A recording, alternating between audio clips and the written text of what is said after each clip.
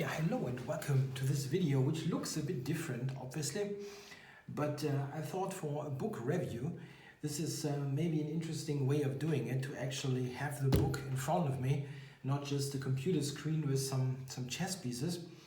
So we're going to cover lots of ground here. I have a ton of books here. So let's start. It's a selection of books, mostly from 2017, this year, or yeah, maybe 2016, some of them. I think I also should add that I'm going to show some books that are older, but that are favorites of mine, and they kind of fit into the general theme, let's say, especially here with the first book that I'm going to show. Yeah, have a look at this. This is the first book, Julia Breyer. I hope I'm not completely killing the pronunciation there. The Chess Revolutionary by Jimmy Adams. If you see, I mean, this is like, this is a book, you know. This is not something that you can, like, I don't know, read one-handed. It's really a big heavy book. So how many pages is that? I think it's close to 900. Let's have a look. I think it's 876. Yeah, here. Okay. So it's huge. It's absolutely huge. So what is it all about, and who's the author? Jimmy Adams, as we learn from the back here of the book, is a FIDE master and prolific chess author. He has written a couple of books already on chess history, about Zukertort, Chigorin, and this is it's a fantastic book. I mean, I have to say that with 880 pages, I obviously did not read all of it. I read most of the text, I have to say, and looked through a couple of games. This is a book that is about a player that is mostly known nowadays for the invention, or he's the namesake of the Breyer variation in the Ruy Lopez. I have a chess board here, and this is mostly for the later books, but for those of you who are not instantly familiar with the Breyer variation of the Ruy, this is going to be the Ruy Lopez. And we follow the main line to that day, that is the main line. And after h3, there is this move knight to b8, which is the Breyer variation.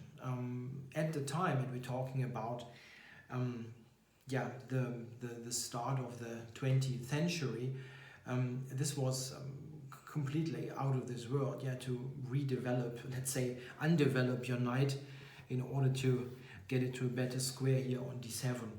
This is just one of Breyer's inventions, and he's got many more to his credit. Some of them really didn't stick so much till today, but the Breyer is probably the most respectable option here at this point nowadays. Not that the other ones are bad, it's just that it's an absolute main line and widely accepted as perfectly okay for the black player. So this is how we know Breyer today. He was an extremely interesting character, I have to say. I did not really know much about him before getting this book. I only knew that, okay, he's the namesake of the Breyer variation, and I knew that he died very young, at age 28, tragically. He had a heart condition that also influenced his whole life. He always, he never was physically perfectly fit. He always suffered from some sort of illness due to that. An extremely interesting character. We learn a lot about his life and his chess inventions, of course. It is totally staggering that Breyer only joined a chess club at age 17 in Budapest, in Hungary. He was Hungarian. And we're talking 17, he joined the chess club. In roughly 2 years, he got to strong master strength and competed in international tournaments, only to die like 9 years later. And in this span of 9 years or 10 years, he produced an astounding amount of chess prose. He's written numerous articles. He annotated his games.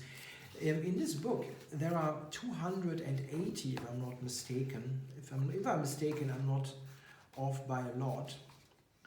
I think roughly 280 of his games, and it's fantastic because it's annotated by Breyer himself, but also by his contemporaries. Like, yeah, here for example, I'm just opening a random page. We have some games with annotations by Grunfeld. Yeah, at the time the Grunfeld defense was also invented by Maroczy, nowadays known for the Maroczy bind.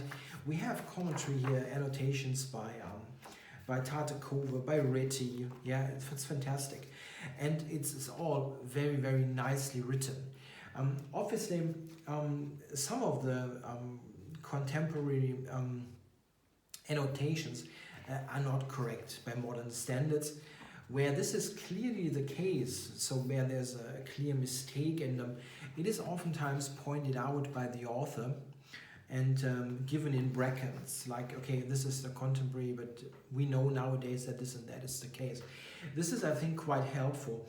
However, you have to do it in a somewhat considerate amount, otherwise you're killing the original text, and I think they did a good job here, or Jimmy Adams did a good job to not correct every single thing that there is. I mean, there are problems with old annotations by modern standards. Some things nowadays are like refuted by computers, for example, but also there are some opening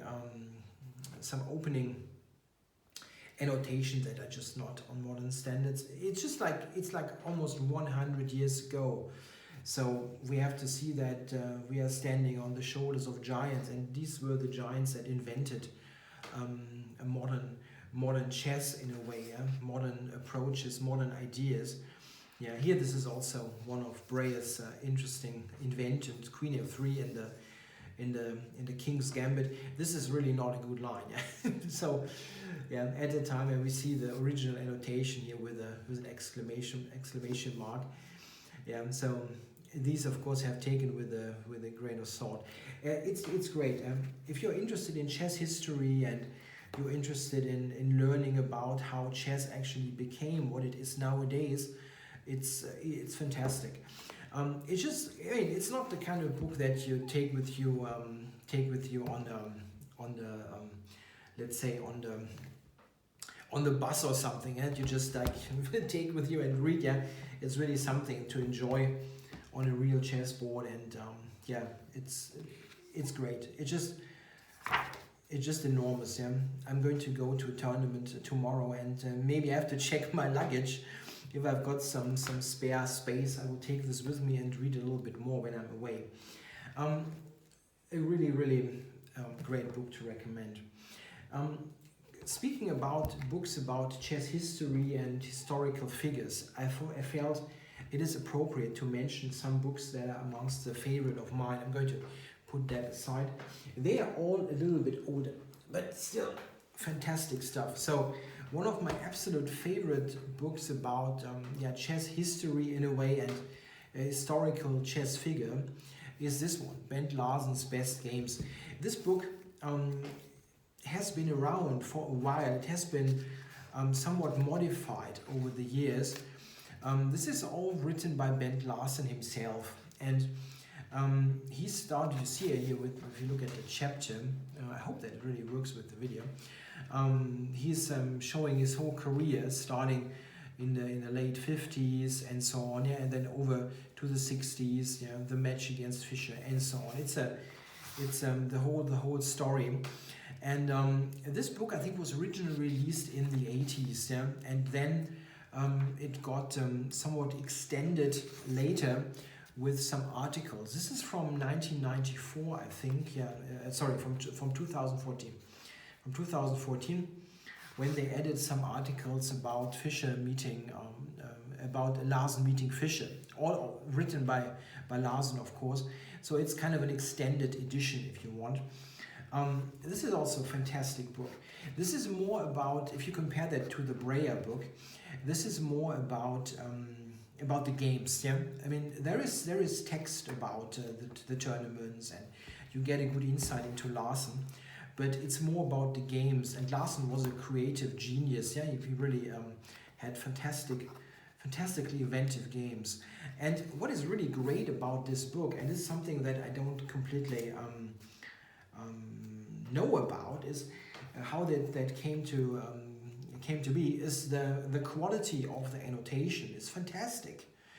If this is really what Larsen originally did, like in 1980 or so, without the help of a computer, this is mind-boggling, because he had some annotations there that are really on a modern, like today's standard.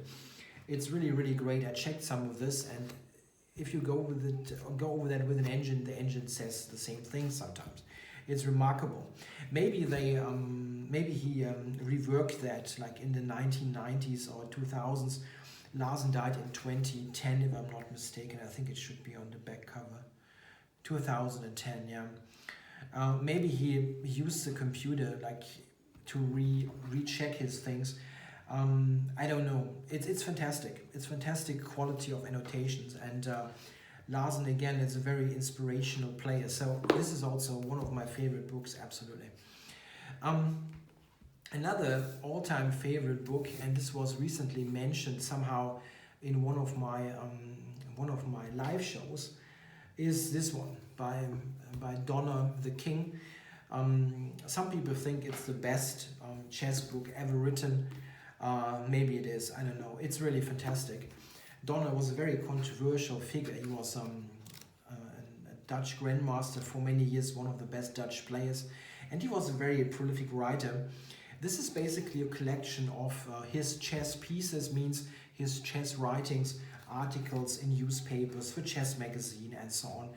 Yeah, if you go through this, you basically see, let's say there's a game or there's some article, and it has attached like this, published in Vrij Nederland, 1971, and so on. And Donner was a fantastic writer, very witty, very pointed. He was again very controversial, with his views on many things. You don't have to necessarily agree though to just enjoy the prose. It's really like fantastically written, and he has some of the most entertaining articles written on chess ever. So this is a fantastic book. I don't know if you actually can get it nowadays. I don't know. This is a couple of years old. Donner died 1988, if I'm not mistaken. Is that true? Yeah, 1988. Yeah. So this is obviously these are older articles. So and this has been released more than once. It's a fantastic book. And then we come to an additional thing that I wanted to. I often mentioned that this is basically a four-part, if you want, series of books written by Gennadi Sosonko, the former main editor of New in Chess. He has written those 4 books about chess players. This is not about games. If you look into the books, there is not a single chess diagram in there. Yeah? It's just text. And he started, I think, with The Reliable Past. That was, I think, the first book that he wrote. And this is a bit older, I think. Let me check. This should be from 2000 or so. 2003. And he's writing about chess players that he knew, fantastically written. If you look at the first book, you have like Max Oewe, Bagirov, Korchnoi 70th birthday, Tony Miles, Sarlo Floor, Gufeld, this was the first book. Then there was Russian Silhouettes. Maybe this was the first book actually. This was the first book. I'm sorry, and this was the second one. Russian Silhouettes is about Russian players, obviously. And about Tal and great. It's just Sosonko is a fantastic writer. Then he had this one, Smart Ship from St. Petersburg. This is, amongst others, about Genrik Chipukaitis. This is a legendary player from St. Petersburg that I did not know personally, but played many blitz games against. He was playing very actively on the ICC for some years. Smart Ship, that is also why this is called Smart Ship. If you want to enjoy writings about chess, about players, it's stories. It's stories, and there's a lot about life in the Soviet Union. Yeah, it's really interesting for people who are interested in history as well. And the fourth book is this one, The World Champions I Knew by Sosonko. This is obviously about the world champions. And there are some great things in there. Yeah? Things by about Capablanca, for example. Yeah? He did not meet Capablanca, but he had a long interview with Capablanca's widow, and I mean this is just pure gold. Yeah, what you learn there, it's great stuff. So this is just like some older books that I enjoy about chess history, and not just about the game in terms of how to play the game, but to enjoy the heritage of chess. So now let's have a look at some books that are like pure hardcore chess of today. I'm going to start with 3 books that are about the middle game, mostly middle end game, or let's say general chess improvement, not about the opening. We will have some opening books after that. I'm going to start with those 2. Let me put that aside, because it's a two-piece, so to say. Yeah, the first book here and volume 2, as you see. This is written by Konstantin Sakayev and Konstantin Landa, 2 very prolific chess teachers nowadays in Russia. They are both very well, they're very well equipped, of course, with exercise positions and showing good examples of positional chess. What is that all about? If you look at the books, they are technically they are almost identical how they are constructed. So if we go to the contents page, they have here 30 chapters, and it's things about, like, let's say, space advantages, problem of exchanges, developing the initiative, coordination and piece activity, some general subjects. What I like about the books, they are really nicely researched in terms of selection of examples. The exercise or the games selected are really great. What is a little bit difficult, I think, is how it is structured. As you see here, they do it in a way, maybe I should do it like that. They let's say here that's number 20, and they choose a game and they show their point. Sometimes it's also with a position. Let's say they have a style. These are full games because this is about the opening. Like if you do here, like a middle game position, they have the middle game position, but you cannot use it as a puzzle book because the solution is directly, or the main moves are directly below that. So it's not like, okay, let's look at 5 positions and then at the end, check the solution. This is really excellent if you prepare lessons for other people. This is why I use the books quite a lot, to find good sample positions to show certain things in lessons.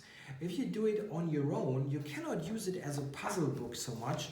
The second book is the same thing, and you have one position, and they show the instructive points right after that. So you can definitely learn things, but it's not a workbook where you sit there and look through the positions and try to solve them. They are very well selected though, so I think those are both excellent books, and very much recommended. It's lots of material, by the way, like 300 pages each. The second book, I think, is a little bit, in some ways, more interesting because it has more non-classical examples. I'm not against using old material, not at all. But sometimes you have things in there. If you are very well read in chess, you know like half of the games. I mean, I don't know half of the games, but it's like a huge portion. And here there are more new examples. So this makes sense, so that you don't have everything or you see things that you know already. A very nice book, by the way, is this one, the New in Chess Book of Chess Improvement. What is this all about? If you knew the New in Chess magazine, you know that they have tons of annotated games by the players themselves, so they annotate their own games. And over the years, and UN Chess magazine, I don't know, is around for a long time, 30 years, I don't know, for a long time. And there's a huge amount of great annotated games. So what they did here in this book, they looked through all the annotated games and sorted them into themes. This is very nice. You have, for example, like here, pawn structures, the card split, the IQP, the hanging pawns, the double pawns, some opening structures, and so on. And for those, let's say if we take, let's use one, the stone wall, page 159. They have games like here, Short against Timman, Notes by Timman from 1987, or I think there is, I checked this, right, Anand Nikolic is in there from the Weekend tournament 2000s.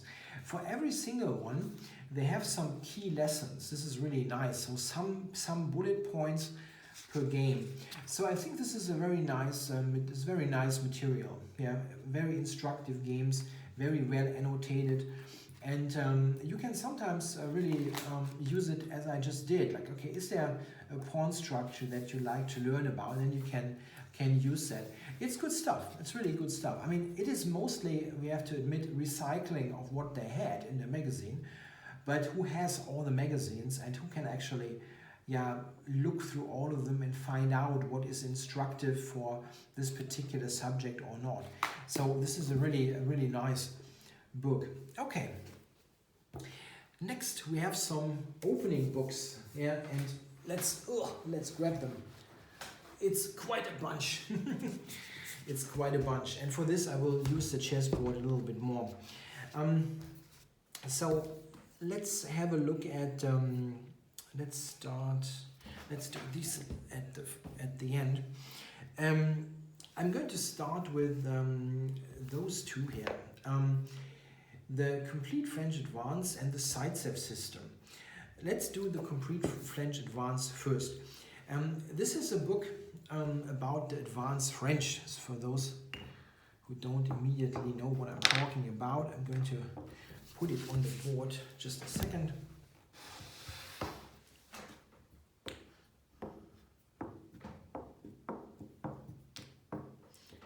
So the advanced French is this, E5.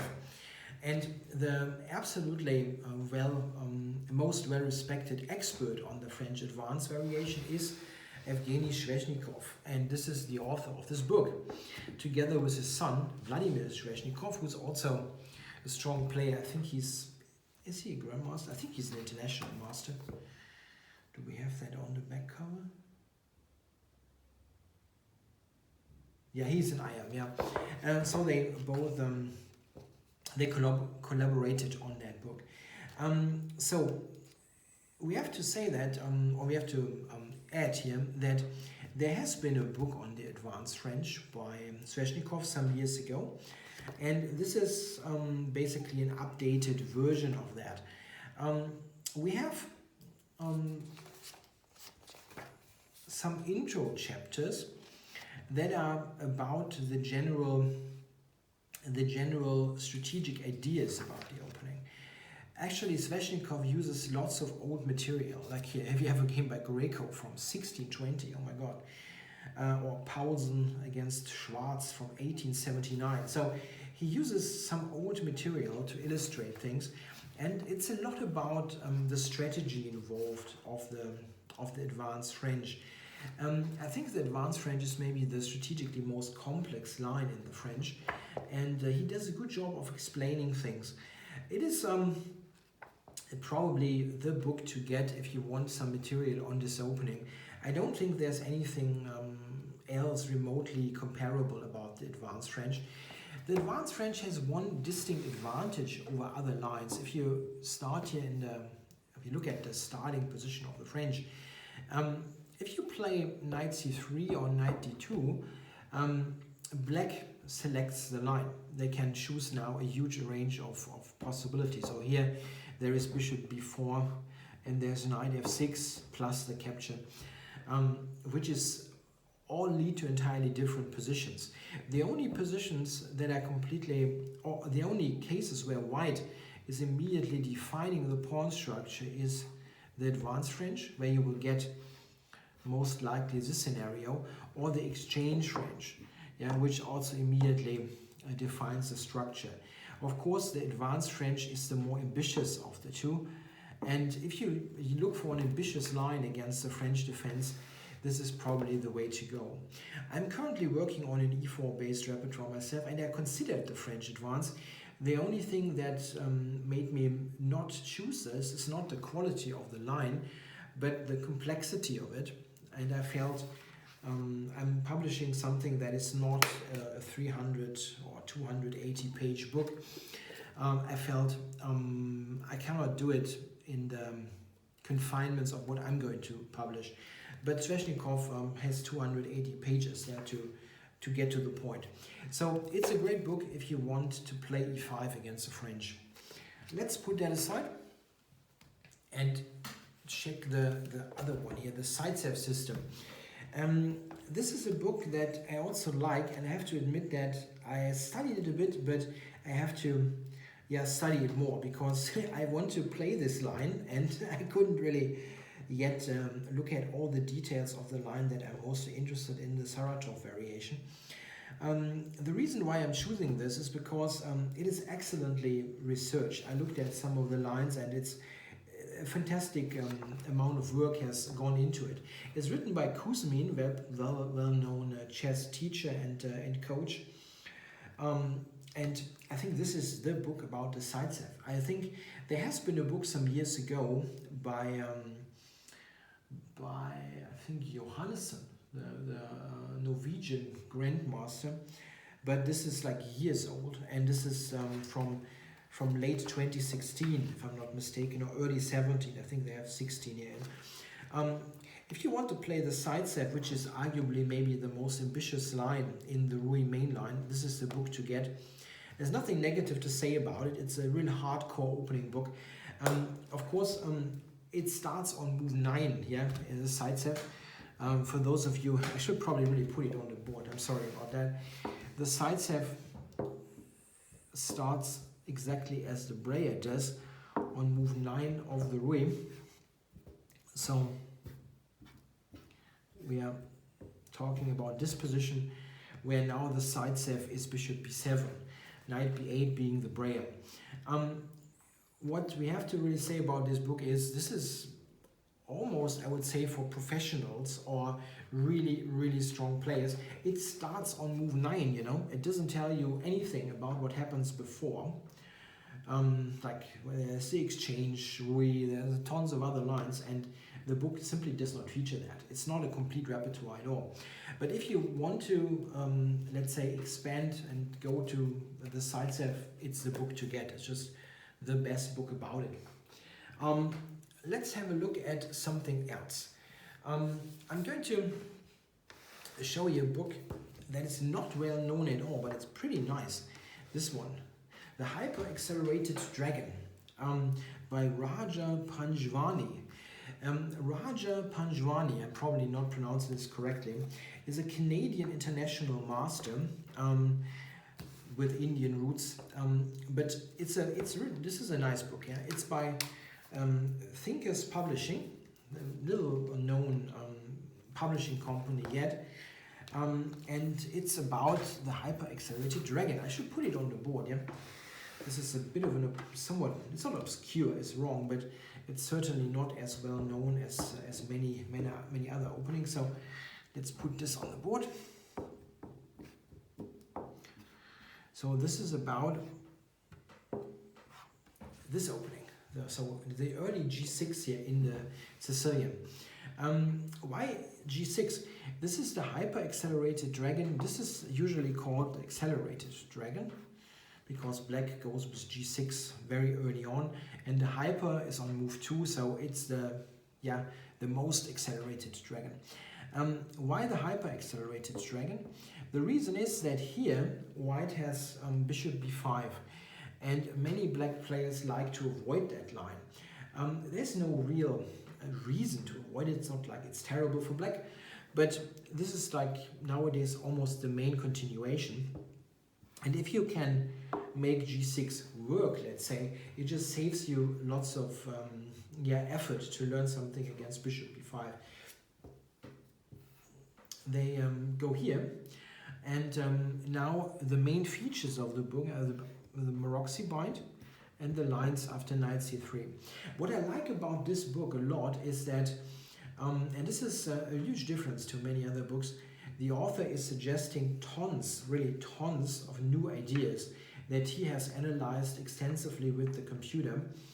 And you feel like he really put in lots of work. With some books you think, okay, they just did a database dump and added some odd line, but it's just not an original work, and this feels like an original work. For example, a line that I knew absolutely nothing about is this one here. After this, the author suggests the move a6, which I never had seen before, and it seems to be quite playable. Quite amazing. The idea is b5. Sometimes they even play e6 here. So there are some completely new ideas. I really have nothing negative to say about the book. The only thing that you sometimes have with newer companies, publishing companies like this, you think is publishing. Sometimes I feel, if you look at the book layout, this is something that you should see. It's not very tidy, I think it's sometimes a little bit tricky to read, and sometimes the prose, the language could have done with some improvement, but it's nothing major. If you just care about the pure chess, it's great. There's the odd moment where I think, okay, this probably should have been checked by a native speaker, and I know what I'm talking about. I've written a book in English, which is not my native language, and I sometimes wish that I could have, expressed myself a little bit more fluently. And once in a while, this is a little bit rough language-wise. It is a really nice book.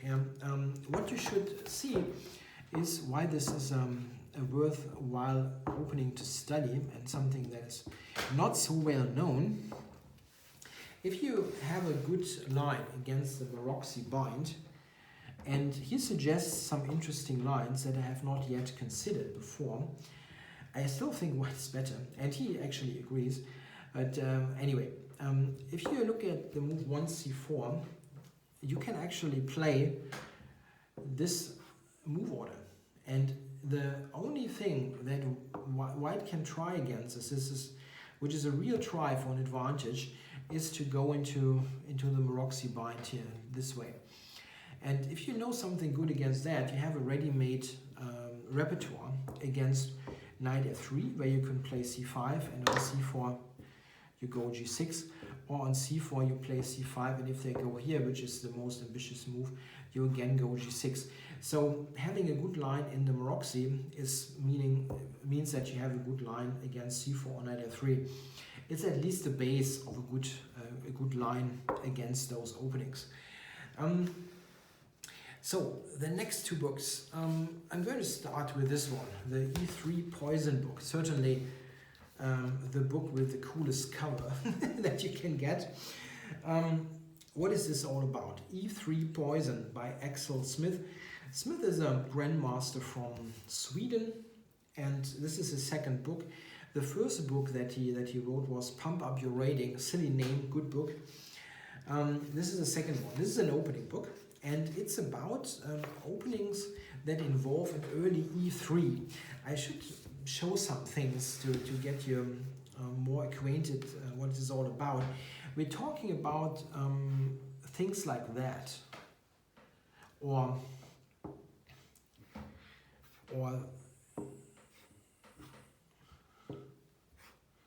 that.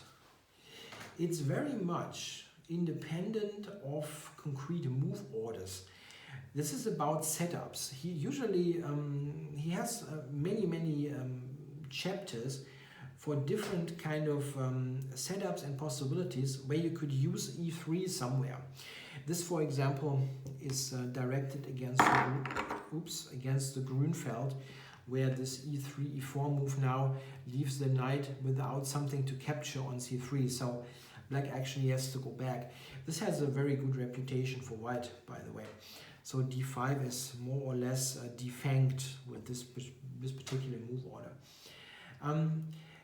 This book even features, and now it gets obscure, the move e3, or move 1. That looks really small, yeah. But he shows some interesting ideas. Yeah? After e5, you can go c4, and you have an English with e3, and setups like that. It's all very, very creative, interesting material for non-e4 players. Even the e4 player could find some things in there, because there are actually some variations that, like here for example, that all of a sudden transpose into e4 territory. Like here, we reach a Panov Caro-Kann all of a sudden. Very, very remarkable. There are some huge upsides about this book and some downside. The upside is it's full of original ideas. So it's a book that I personally like a lot, because I can basically open it up and find something interesting. There are many interesting move order wrinkles and ideas that I had not considered yet. For example, I used some line of this book in a game when I played e3. The idea is that after knight f6, c4, black probably will have to play one of the pawns. After c6, white gets an interesting Slav without d4. That is quite interesting. Or they go e6 when you go b3, and with the commitment of e6, this queenside fianchetto makes quite a lot of sense. It's at least a playable position. So I think for stronger players, there are many interesting ideas that can be used particularly well in single games as surprise weapons or as additions to your repertoire. It is, however, it's full of ideas, but it is also completely unstructured. If you go into the contents page,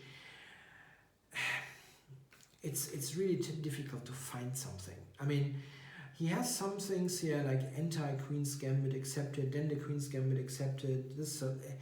It's very difficult to find stuff. Yeah, it's very difficult.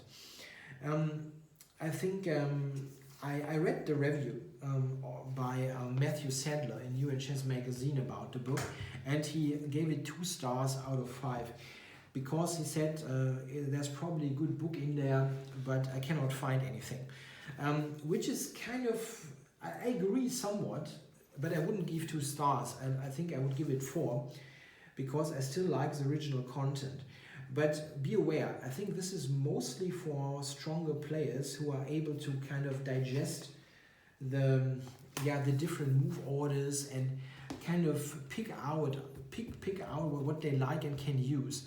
But it can be extremely irritating for, let's say, the 1800 player, I guess, because it's so full of different things. You kind of feel you read a lot, but you didn't understand much.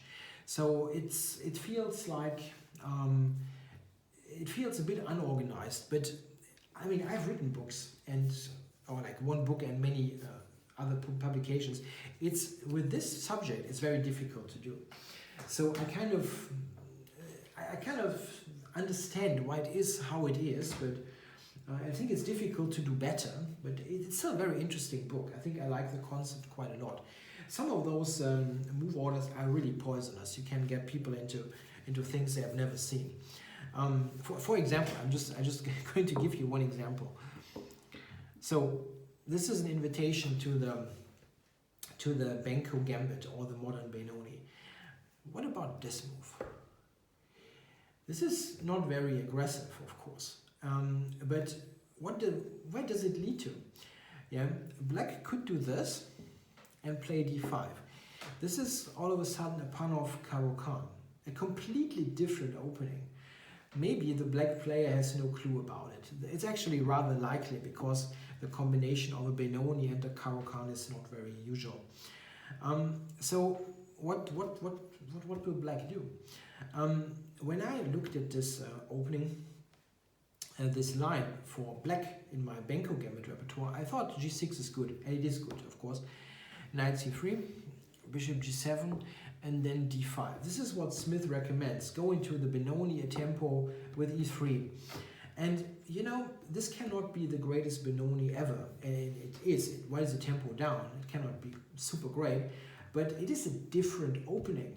Yeah, if the black player intended to play the Benko, he now has to play the Benoni. I was actually once, I had this on the board once, and I mean, I had an extra tempo on the Benoni, but it was an opening that I had never played once, and it's not so easy to do.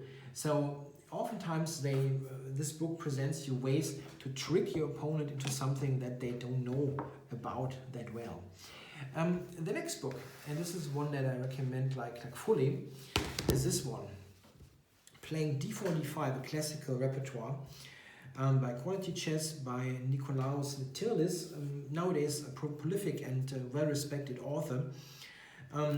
He's rated like 2,100 or so, I think.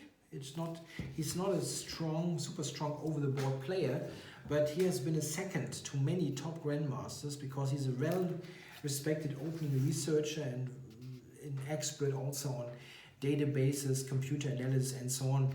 This is his, third or fourth book, I think. He was written two or three in collaboration with Orgard, and he has written the E4, E5 book last year, and this is now D4, D5. So it's a classical repertoire, means we're talking about D4, D5. I don't think looking at the actual book will help you that much, so I will show you some of the things that he has in the book. He's recommending to answer d4 with d5, and he has a full repertoire here, even involving this, or some other offbeatish queen pawn lines. The main meat of it is, however, the classical Queen's Gambit. And he does recommend to play like this, allow the exchange variation, the card split structure. He's got very nice recommendations against that, involving this knight h5 lines. We're talking about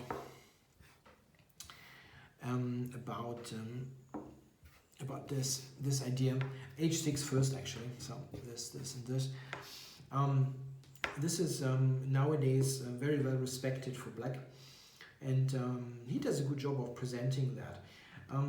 In the absolute main line, maybe this is the main line. I don't know if the Queen's Gambit. It's tough to say, but in the absolute classical main line here with bishop g5, he is recommending to play with knight bd7, and then go for c5 in most cases. I think he inserts this move, and then go for c5. This is how Kramnik plays this nowadays. This is actually quite good for black. I mean, black seems to be very okay there. Some positions are a little bit difficult to win, but it's it's very sound, very solid. That's what you get with d4, d5. He has got a very interesting recommendation in the Queen's Gambit with bishop f4. In the bishop f4 line, he plays this, and b6, which is actually very combative. It's very fighting for black. So also very interesting. The only recommendation that I'm not a huge fan of, I think it's a good opening line, absolutely, but I definitely would have done something else. I mean, with those lines, I can easily imagine myself recommending that. Against the Catalan, he has recommended to capture and play a6.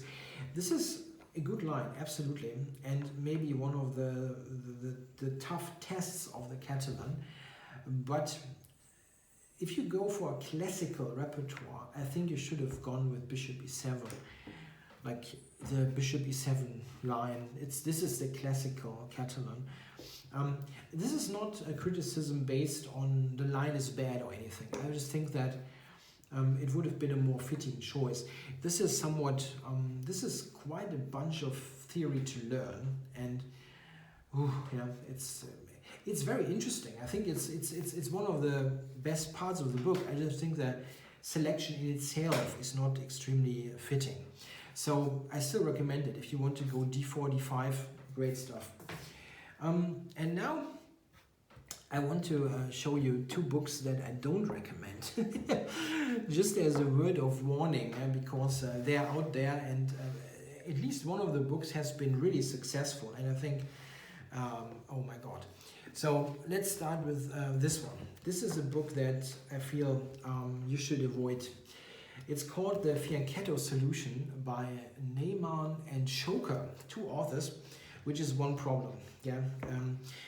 They present a repertoire based on G6 with black and G3 with white. So it's white and black. The problem is, of the whole book is, it's a mess. It's a complete mess. It's unstructured. You have ideas left and right. You don't find anything. I mean, this is like, if you criticize the 3 Poison book, this is like 5 times worse. You don't find anything. And the main problem is which is simply astounding that this happens, is there are things in the book. I mean, we have 2 authors. There are some lines that they have in the book. I show you one.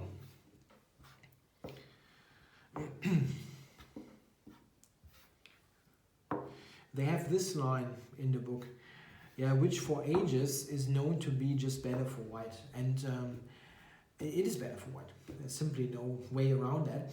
And they present that line, don't give any improvement, and then there's one point, I could actually find that if I'm looking, where it's in the text, like one author, Shoker, says, oh, this is interesting, you can play that, and the other author in brackets says, okay, this is my statement, this line is totally bad, you shouldn't play it ever. So you have contradicting views in this. I really don't think I've ever seen this happen in a book. I mean, you should, I completely feel okay with recommending 2 things, for example. Yeah, when you say, yeah, this is a more strategic approach, this is a bit sharper, but both, I mean, it should be okay. And they should be, I mean, they should form one opinion about it, if they can recommend it or not. In some case, in this line, for example, they don't improve an existing theory, and the existing theory is just terrible for black. So I don't get that. They have some lines in there that are just bad. I mean, and easily refuted sometimes. You can just look up common knowledge, let's say. This is, for me, a total no-go in a book. You cannot give things that are just bad. And it's totally crazy to give a line, and then in brackets, the other author says, you know, I don't think this is any good. This is just terrible. You cannot do that. The other thing that I completely don't understand is with white, with black they go G6 against everything, and with white they don't go G3 but actually play knight F3 because somehow they feel they should prevent E5. Okay, but then if you look at the further recommendation, they actually allow E5 here and play a King's Indian reverse, where it is well known that white is rather slightly worse, if anything else. I mean, you're never having anything here. The extra tempo is meaningless, and in some cases, black is actually happy to have not played, for example, not played knight f6. For example, there's the well-known idea, for example, with h5 here. They don't show anything against those ideas. It just I don't get it. And especially, I was very disappointed that they don't go G3 on move 1, because this is actually quite interesting. In some cases, for example, if black plays, let's say, D5, some stuff like that, it makes a lot of sense to not play this, because this, and this, without this knight being played, is actually quite interesting. You can sometimes play this in one move, or you can play the knight here. So there are many interesting points to 1G3. Another one being that after C5, you can transpose into a Sicilian with G3, where you don't have played knight C3, and this here is quite interesting. Sometimes called the polar bear, yeah, Henrik Danielsen. This is an interesting opening for white. I mean, but they don't give that. They just give the King's Indian attack, let's say, in versions where it is completely toothless. For example, like here, you have to play D4. It's simply the only move that is some kind of try for an advantage. It's a Grunfeld with white. I completely hate this book. I'm sorry. I don't see. I think it's unusable. It's just weird lines, weird selections, and then you have two authors arguing what's good and what's not. The idea of the book, I think, is quite good. Yeah, based on the King's Finkello, but I don't get it. So avoid this one. The next book I also thoroughly dislike is this one. My first chess opening repertoire for black. A ready-to-go package for ambitious beginners by Vincent Moret. Why do I don't like that book? I don't like it because the selection of lines is weird. It's supposed to be for ambitious beginners. So we're talking about, what is that, 1400, 1500? It's always tough to say what ambitious beginner means. I'm going to show you what he suggests. And okay, the first line is like what to do against e4. His suggestion is to play the Scandinavian with knight f6. Okay, objectively speaking, this is a slightly questionable opening line on a higher level. On an amateur level, it's okay, okay. So yeah, you can play that. I don't have a huge problem with this recommendation actually. It leads to half open play. It's not what I would recommend, but it's something that you can do.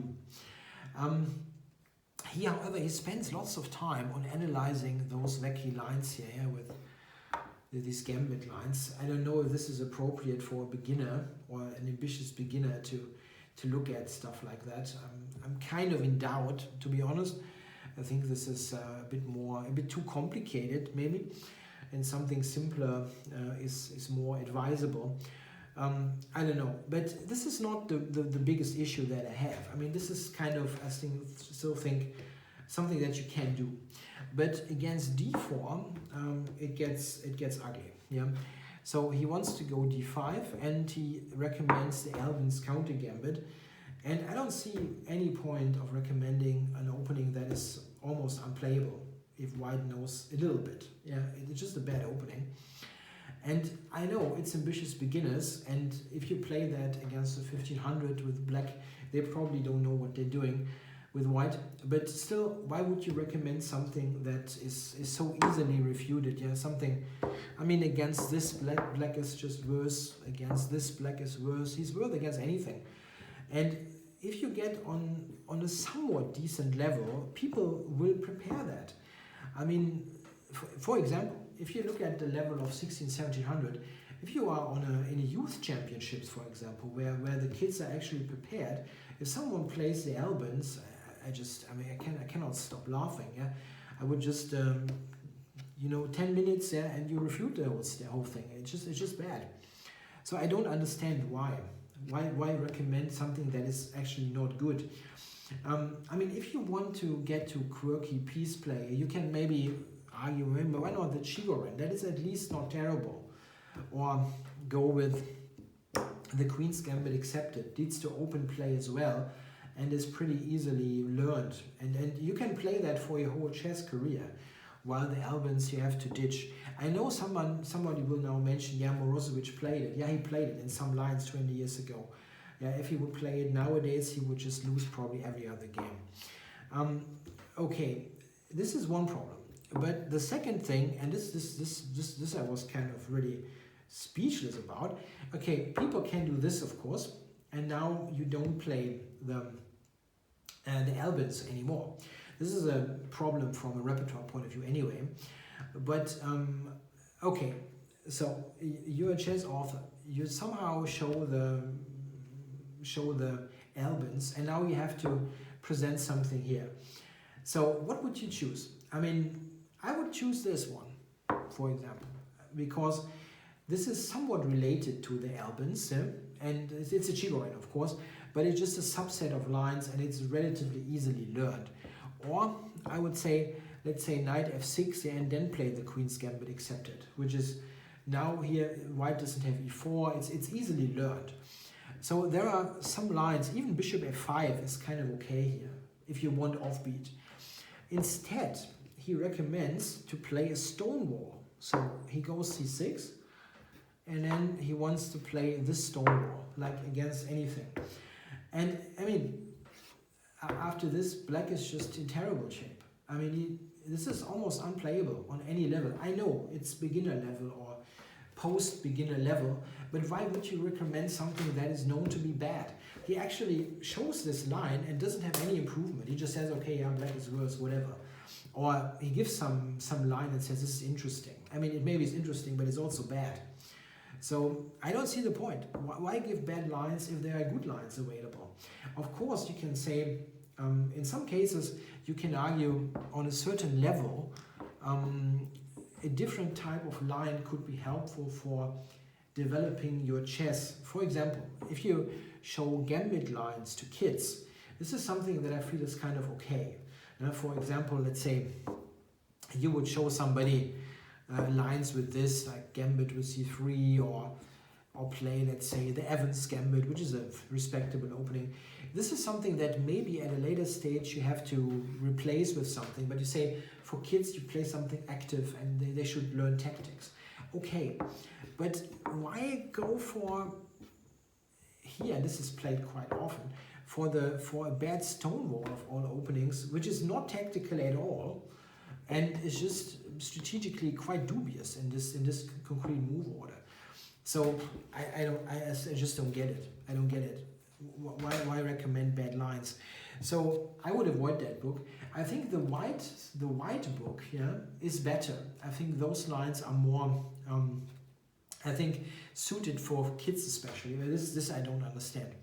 So yeah, 2 books I disliked, many books I liked. In general, what you have to say nowadays, the quality of books has improved greatly. Yeah, you can still buy or can meet the occasional real stinker of a book, but lots of books are great. I hope I've given you some good recommendations. It's a bit late to have them under the Christmas tree, but I think most people buy the books themselves. So I think lots of things to look at. I hope you enjoyed this overview, and I hope you all have good Christmas days and a good start for 2018. Thanks a lot.